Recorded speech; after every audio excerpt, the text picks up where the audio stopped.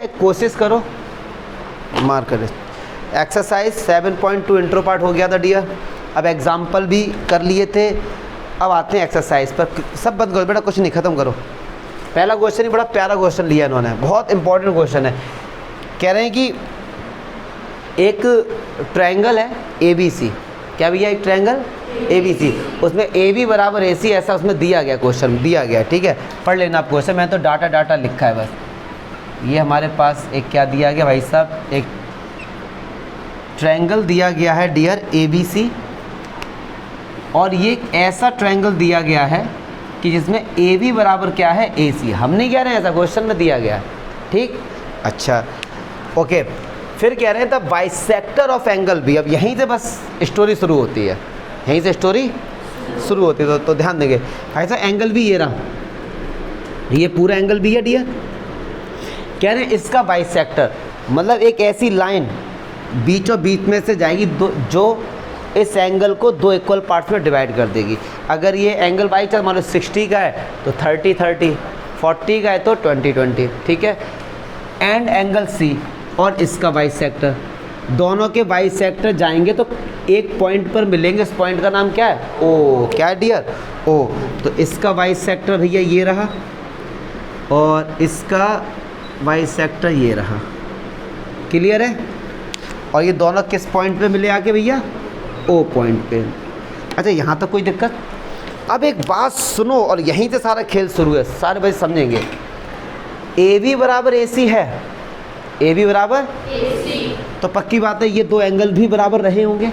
Intro part में यही पढ़ा है, किसी भी ट्रायंगल में अगर दो एंगल, दो साइड्स बराबर हैं तो उनके अपोजिट एंगल बराबर होते हैं। ठीक है, देखा मैं कितना फिट हूँ। गिवन क्या है हमारे पास? AB बराबर AC दिया गया है, बताओ ना यार। और AB के सामने एंगल C है और AC के सामने एंगल B है, तो एंगल B बराबर एंगल C भी तो कायदे में देखा जाए दिया गया है। और क्या दिया गया है? और ये लाइन क्या दी गई? बाइसेक्टर। बस यहीं से खेला समझना है, यहीं से खेल समझना है। ये पूरा एंगल इस पूरे एंगल के बराबर था, अब इनका हाफ कर दिया गया तो भी तो ये बराबर होंगे। ये अच्छा, इसको प्रैक्टिकली समझो ना। कोई 50 रुपये और 50 रुपये बराबर, 50 का हाफ, 50 का हाफ, तो वो भी तो बराबर होंगे। तो इसके जो ये दो टुकड़े हुए हैं और इसके जो ये दो टुकड़े हुए, क्या ये चारों टुकड़े आपस में बराबर नहीं होंगे? होंगे ना बराबर, पक्की बात है, होंगे ना बराबर। तो अगर मैं आपसे बोलूँ समझाने के लिए, मैंने कहा अगर ये एंगल x है तो ये भी एंगल x होगा, ये भी एंगल x होगा, ये भी एंगल x होगा, बताओ ना। या 1 ले लो, 2, कुछ भी नाम लो, 1 कुछ भी। ठीक है, तो ये समझाने के लिए आपको, चलो बहुत खुशी की बात है।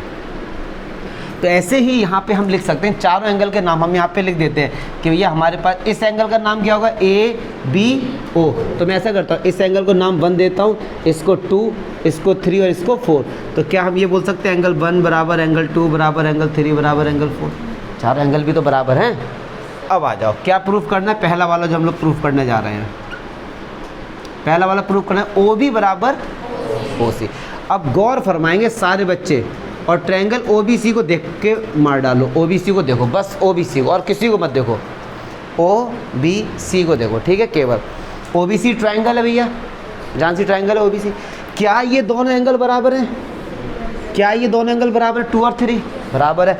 और जब किसी ट्रायंगल में दो एंगल बराबर होते हैं तो उनकी अपोजिट साइड बराबर होती हैं। इस एंगल 2 के सामने कौन सी साइड है? OC।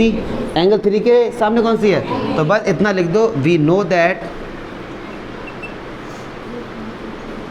एंगल 2 बराबर angle 3, so OC is equals to OB।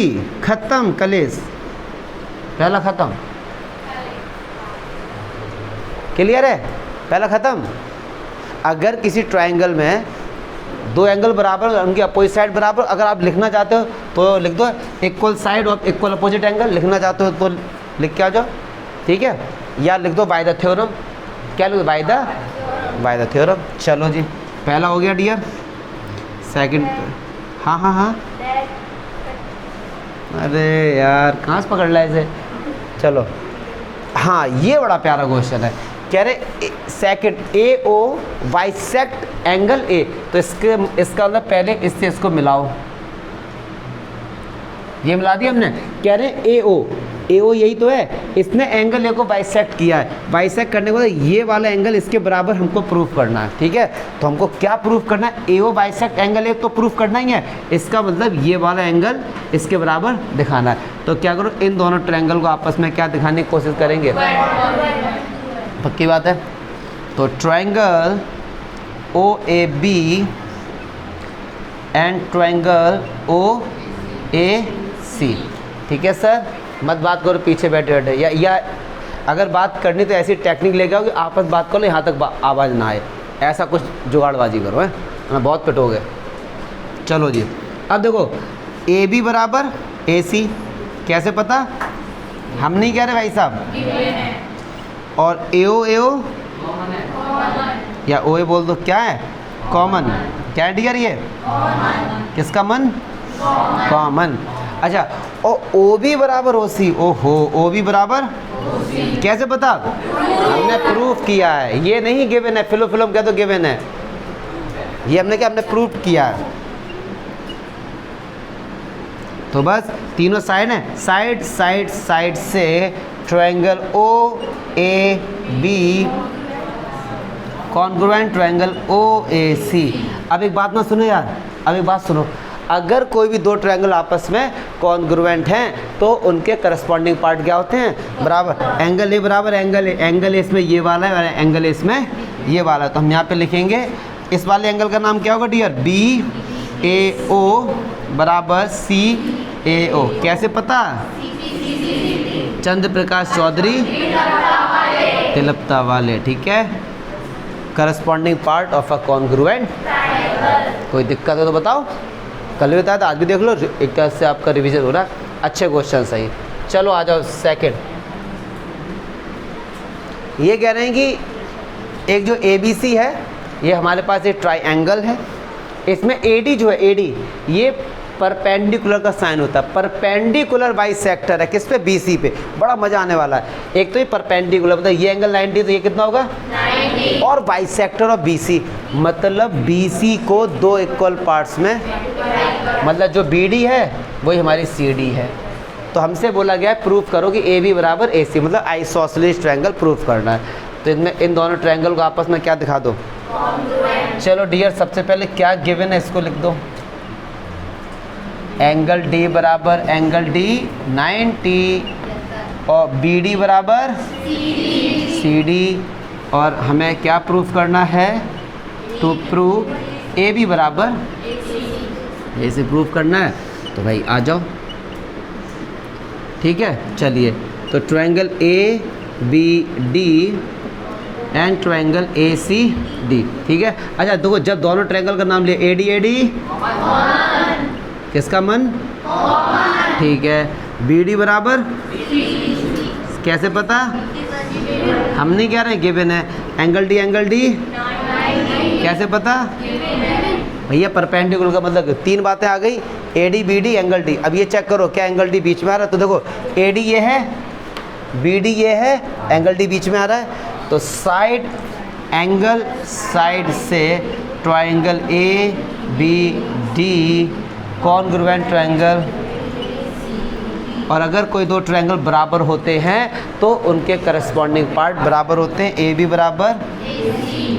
बराबर कैसे पता, ठीक है। कोई दिक्कत है तो बताओ, अच्छे क्वेश्चन थे, लिख लो इनको है?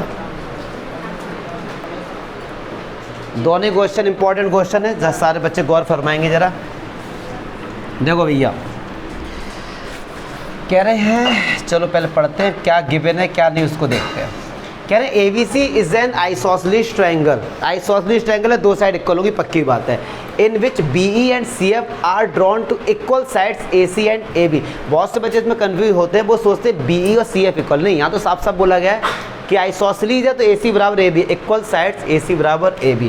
तो गिवन क्या है डियर, ओह ए सी बराबर ए बी, एक तो ये गिवन है।